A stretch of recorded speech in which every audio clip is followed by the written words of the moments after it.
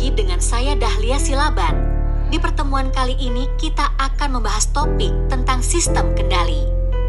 Sistem kendali pada Cyber Physical System. Sistem kendali pada CPS atau Cyber Physical System adalah jantung dari seluruh operasinya. Ini adalah mekanisme yang memungkinkan komponen fisik dan digital dalam sistem untuk berinteraksi secara harmonis dan mencapai tujuan yang diinginkan.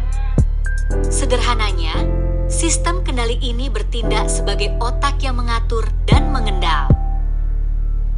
Ada dua jenis sistem kendali. Yang pertama, sistem kendali closed loop. Berikut ini diagram sebuah sistem kendali. Pada sistem kendali ini ada benda fisikal yang dikendalikan. Komputasi sebagai pengendali, input biasanya dari pengguna, manusia, dan output. Di bawah ini adalah gambar dari sistem kendali umpan tertutup sebagai Cyber Physical System. Kedua sistem kendali open loop. Berikut ini contoh sistem kendali tanpa umpan balik. Keadaan dari sistem fisik tidak dimasukkan lagi ke komputasi.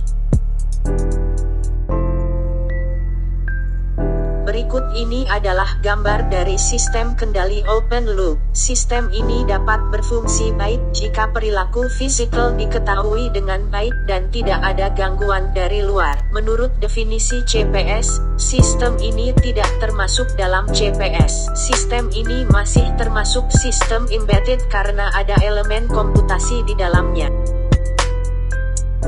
Selanjutnya ada sistem monitoring. Menurut definisi CPS di atas, sistem monitoring ini tidak termasuk dalam CPS. Sistem ini masih termasuk sistem embedded karena ada elemen komputasi di dalamnya. Di bawah ini ada gambar dari sistem embedded untuk monitoring. Dalam sistem monitoring ada juga sistem embedded yang tidak punya input, namun hanya mengolah sinyal keluaran dari suatu benda fisik. Contohnya adalah pada alat pengukur dan perekam data. Alat ini hanya mengukur besaran fisik suatu benda, kemudian mencatat, menganalisis, mengirim ke tempat lain atau menampilkan besaran tersebut. Contohnya misalnya IoT atau Internet of Things untuk mencatat parameter cuaca seperti temperatur, kelembaban dan curah hujan. Berikutnya ada algoritma Cyber Physical System 1. Model Continuous Dynamics. Model berbasis dinamika kontinu, biasanya dibuat menggunakan persamaan diferensial. Contoh yang sering dipakai adalah kendali berbasis speed, proportional integral derivative. 2. Model Discrete Dynamics, yaitu model yang berbasis dinamika sistem discrete event. Contohnya adalah pemodelan dengan state chart, dan perangkat lunaknya dibuat dengan model finite state machine, FSM. 3. Model Hybrid. Model hybrid menggabungkan antara continuous dynamics dengan discrete dynamics.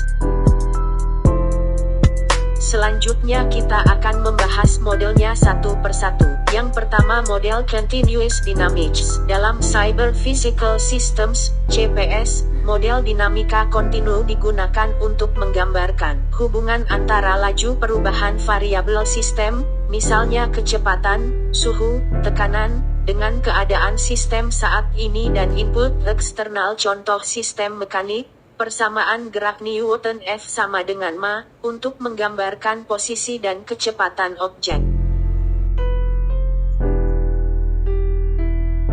2. Model Discrete Dynamics. Dalam konteks Cyber Physical Systems, model dinamika diskrit menggambarkan perubahan keadaan pada interval waktu tertentu atau ketika peristiwa tertentu terjadi. Model direpresentasikan menggunakan persamaan diferensial. Diferensi menjelaskan bagaimana keadaan sistem berubah dari satu langkah waktu ke langkah berikutnya. Contoh dinamika diskrete, bayangkan sebuah lampu lalu lintas. Lampu berganti warna secara berurutan, hijau, kuning, merah, pada interval waktu tertentu.